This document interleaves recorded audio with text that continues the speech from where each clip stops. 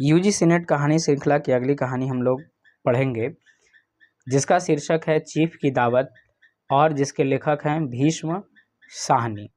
Chief की दावत अर्थात बॉस की दावत। आज मिस्टर सामनाथ के घर चीफ की दावत थी। चीफ को बुलाया गया था दावत पर। सामनाथ और उनकी धर्मपत्नी को पसीना पोंछने की फुर्सत न थी।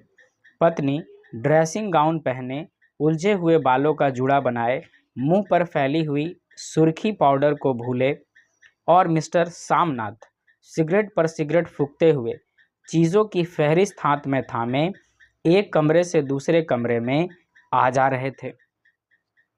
आखिर 5 बजते बजते तैयारी मुकम्मल होने लगी। कुर्सियाँ, मेज़, तिपाइयाँ, नैपकिन, फूल सब बरामदे में पहुंच गए। ड्रिंक का इंतज़ाम बैठक में कर दिया गया। अब घर का फालतू सामान अलमारियों के पीछे और पलंग के नीचे छिपाया जाने लगा। तभी शामनाथ के सामने सहसा एक अड़चन खड़ी हो गई। माँ का क्या होगा? इस बात की ओर न उनका और न उनकी कुशल गृहिणी का ध्यान गया था। मिस्टर सामनाथ श्रीमती की ओर घूमकर अंग्रेजी में बोले, माँ का क्या होगा? श्रीमती काम करते करते ठहर गई और थोड़ी देर तक सोचने के बाद बोली, इन्हें पिछवाड़े इनकी सहेली के घर भेज दो। रात भर बेशक वहीं रहें, कल आ जाएं। सामनाथ सिगरेट मुंह में रखे सिकुड़ी आंखों से श्रीमती के चेहरे की ओर देखते हुए पल भर सोचते रहे। फिर सिर हिलाकर बोले, नहीं, मैं नहीं चाहता कि उस बुढ़िया का आना जाना यहाँ फिर से शुरू हो। पहले ही बड़ी मुश्किल से बंद किया था। माँ से कहें कि जल्दी ही खाना खा के शाम को ही अपनी कोठरी में चली जाएं। मेहमान कहीं 8 बजे आएंगे, इससे पहले ही अपने काम से निपट लें। सुझाव ठीक था, दोनों को पसंद आ गया। मगर फिर सहसा श्रीमती बोल उठी। जो वह सो गई और नींद में खर्राटे लेने लगी तो साथ ही तो बरामदा है जहां लोग खाना खाएंगे। तो इन्हें कह देंगे कि अंदर से दरवाज़ा बंद कर ले, मैं बाहर से ताला लगा दूंगा, या माँ को कह देता हूँ कि अंदर जाकर सोए नहीं, बैठे रहें। और क्या? और सो गई तो डिनर का क्या मालूम कब तक चले? 11 बजे तक तो ड्रिंक ही करते रहते हो।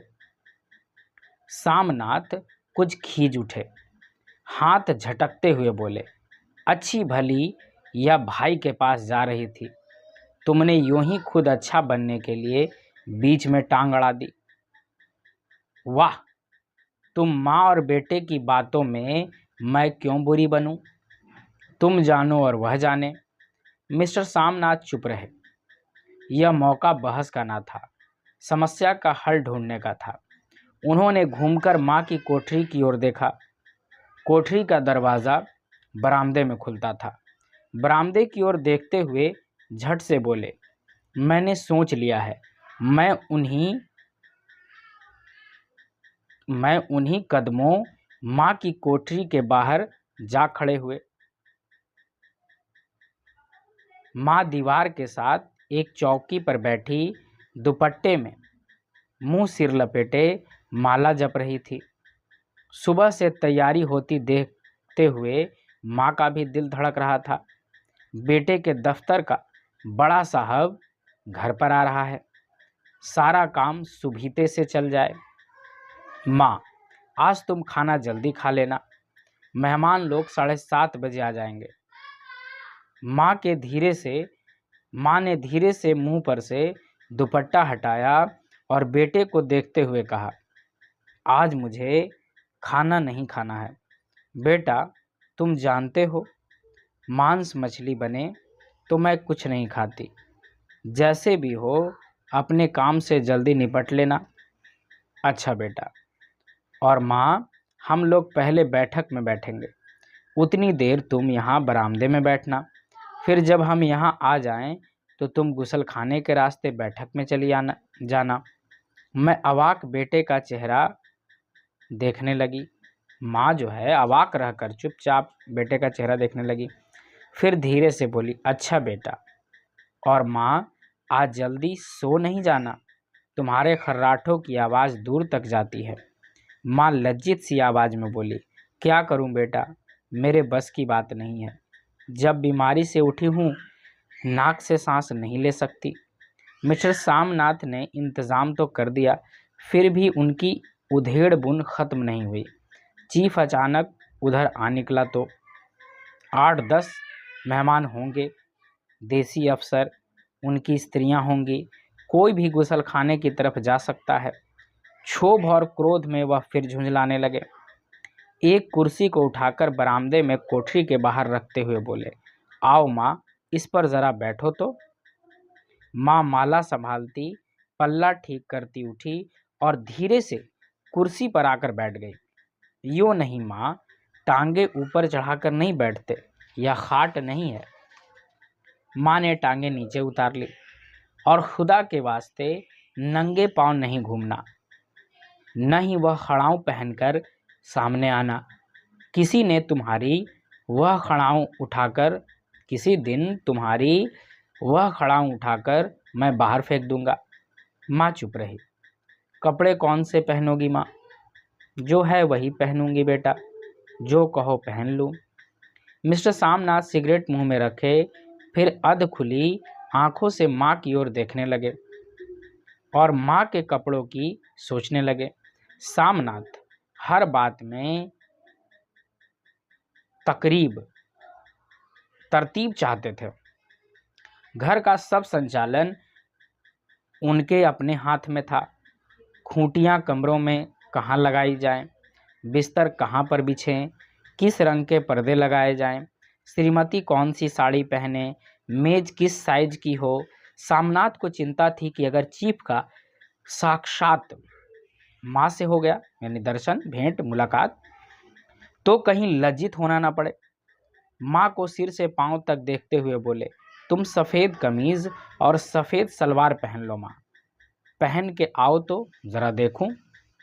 माँ धीरे से उठी और अपनी कोठरी में कपड़े पहनने चली गई।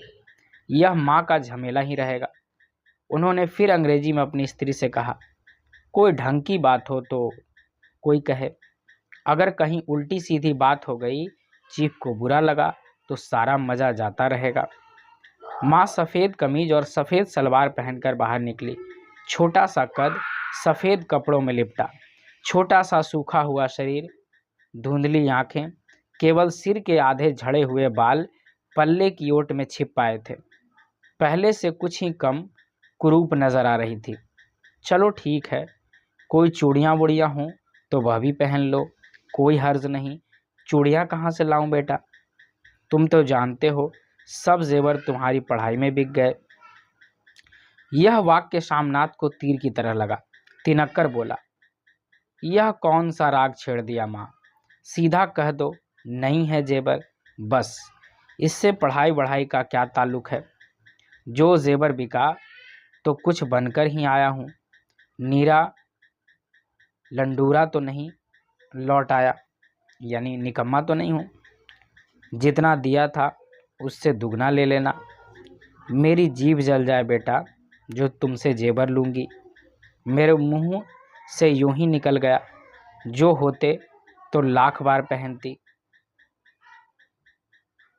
5:30 बज चुके थे। अभी मिस्टर सामनाथ को खुद भी नहा धोकर तैयार होना था। श्रीमती कब की अपने कमरे में जा चुकी थी। सामनाथ जाते हुए एक बार फिर माँ को हिदायत करके गए, माँ रोज़ की तरह गुमसुम बन के नहीं बैठी रहना। अगर साहब इधर आ निकले, कोई बात पूछे तो ठीक तरह से बात का जवाब देना। मैं न पढ़ी न लिखी बेटा, मैं क्या बात करूँगी? तुम कह देना माँ अनपढ़ है, कुछ जानती समझती नहीं, वह नहीं पूछेगा। 7 बजते बजते माँ का दिल धक धक करने लगा। अगर चीफ सामने आ गया और उसने कुछ पूछा तो वह क्या जवाब देगी। अंग्रेज को तो दूर से ही देखकर घबरा उठती थी। यह तो अमेरिकी है, न मालूम क्या पूछे, मैं क्या कहूँगी। माँ का जी चाहा कि चुपचाप पिछवाड़े विधवा सहेली के घर चली जाए, मगर बेटे के हुक्म को कैसे टाल सकती थी। चुपचाप कुर्सी पर से टांगे लटकाए कहीं बैठी रही। एक कामयाब पार्टी है जिसमें ड्रिंक कामयाबी से चल जाए। सामनाथ की पार्टी सफलता के शिखर चूमने लगी। वार्तालाप उसी रौ में बह रहा था जिस रौ में गिलास भरे जा रहे थे। कहीं कोई रुकावट न थी, कोई अड़चन न थी। साहब को विस्की पसंद आई थी, मेम साहब को पर्दे पसंद आए थे, सोफ़ा कवर का डिज़ाइन पसंद आया था, कमरे की सजावट पसंद आई थी। इससे बढ़कर क्या चाहिए। साहब तो ड्रिंक के दूसरे दौर से ही चुटकुले और कहानियाँ कहने लग गए थे। दफ्तर में जितना रौब रखते थे, यहाँ पर उतने ही दोस्त परवर हो रहे थे। और उनकी स्त्री काला गाउन पहने, गले में सफ़ेद मोतियों का हार, सेंट और पाउडर की महक से ओत-प्रोत, कमरे में बैठी सभी देसी स्त्रियों की आराधना का केंद्र बनी हुई थी।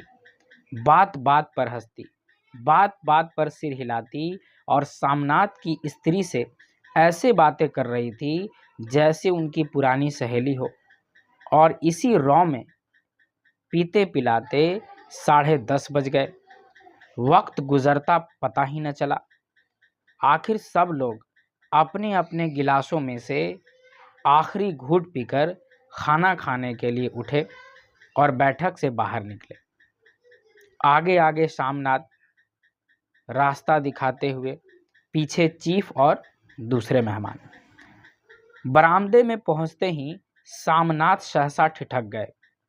जो दृश्य उन्होंने देखा उससे उनकी टांगें लड़खड़ा गईं और क्षण भर में सारा नशा हिरन होने लगा। बरामदे में एन कोठरी के बाहर माँ अपनी कुर्सी पर ज्यों की त्यों बैठी थी, मगर दोनों पांव कुर्सी की सीट पर रखे हुए और सिर दाएं से बाएं झूल रहा था और मुंह में से लगातार गहरे खर्राटों की आवाज़ें आ रही थी। जब सिर कुछ देर के लिए टेढ़ा होकर एक तरफ को थम जाता तो खर्राटे और भी गहरे उठते, और फिर जब झटके से नींद टूटती तो सिर फिर दाएं से बाएं झूलने लगता। पल्ला सिर पर से खिसक आया था और माँ के झरे हुए बाल आधे गंजे सिर पर अस्त व्यस्त बिखर रहे थे। देखते ही सामनाथ क्रुद्ध हो उठे। जी चाहा कि माँ को धक्का देकर उठा दें और उन्हें कोठरी में धकेल दें, मगर ऐसा करना संभव न था। चीफ और बाकी मेहमान पास खड़े थे। माँ को देखते ही देसी अफसरों की कुछ स्त्रियां हंसती और इतने में चीफ ने धीरे से कहा, पुअर डियर। माँ हड़बड़ा के उठ बैठी। सामने खड़े इतने लोगों को देख ऐसी घबराई कि कुछ कहते न बना। झट से पल्ला सिर पर रखती हुई खड़ी हो गई, जमीन को देखने लगी। उनके पांव लड़खड़ाने लगे और हाथों की उंगलियां थर थर कांपने लगी। माँ, तुम जाके सो जाओ। तुम क्यों इतनी देर तक जा रही थी? और खिसियाई हुई नज़रों से सामनाथ चीफ के मुंह की ओर देखने लगे। चीफ के चेहरे पर मुस्कुराहट थी। वह वहीं खड़े खड़े बोले, नमस्ते। माँ ने झिझकते हुए अपने को सिमटते हुए दोनों हाथ जोड़े, मगर एक हाथ दुपट्टे के अंदर माला को पकड़े हुए था, दूसरा बाहर। ठीक तरह से नमस्ते भी न कर पाई। सामनाथ इस पर भी खिन्न हो उठे। इतने में चीफ ने अपना दायां हाथ मिलाने के लिए माँ के आगे किया। माँ और भी घबरा उठी। माँ, हाथ मिलाओ। पर हाथ कैसे मिलाती? दाएं हाथ में तो माला थी। घबराहट में माँ ने बायां हाथ ही साहब के दाएं हाथ में रख दिया। सामनाथ दिल ही दिल में जल उठे। देसी अफसरों की स्त्रियां खिलखिलाकर हंस पड़ी। यूँ नहीं माँ, तुम तो जानती हो दायां हाथ मिलाया जाता है, दायां हाथ मिलाओ। मगर तब तक चीफ माँ का बाएं हाथ ही बार बार हिलाकर कह रहे थे, हाउ डू यू डू, कहो माँ ठीक हूँ, खैरियत से हूँ। माँ कुछ बड़बड़ाई। माँ कहती है, मैं ठीक हूँ, कहो माँ हाउ डू यू डू। माँ धीरे से सकुचाती हुई बोली, हाउ डू डू। एक बार फिर कहा उठा। वातावरण हल्का होने लगा।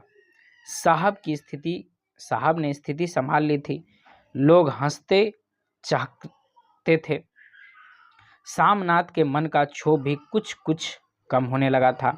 साहब अपने हाथ में माँ का हाथ अभी पकड़े हुए थे और माँ सिकुड़ी जा रही थी।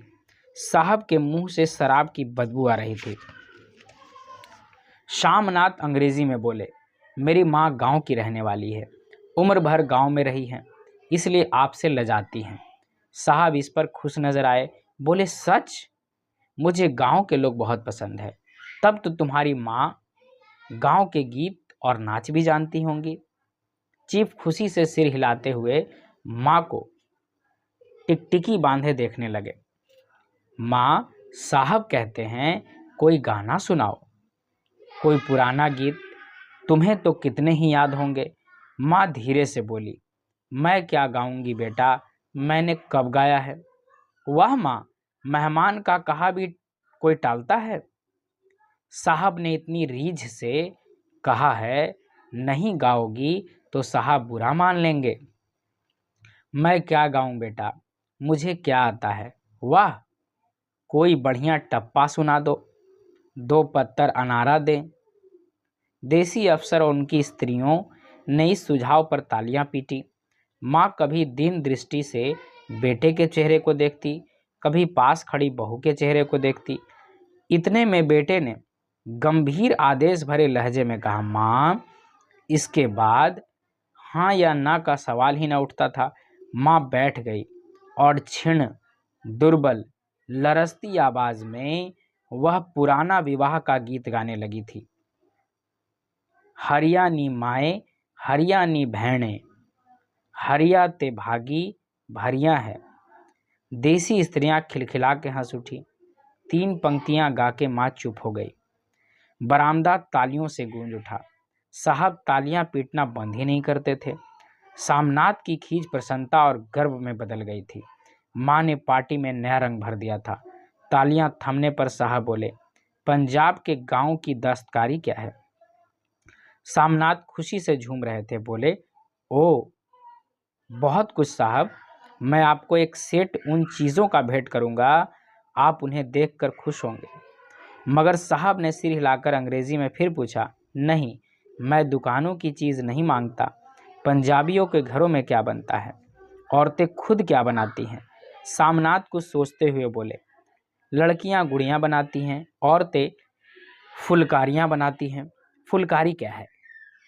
सामनाथ फुलकारी का मतलब समझाने की असफल चेष्टा करने के बाद माँ को बोले, क्यों माँ, कोई पुरानी फुलकारी घर में है। माँ चुपचाप अंदर गई और अपनी पुरानी फुलकारी उठा लाई। साहब बड़ी रुचि से फुलकारी देखने लगे।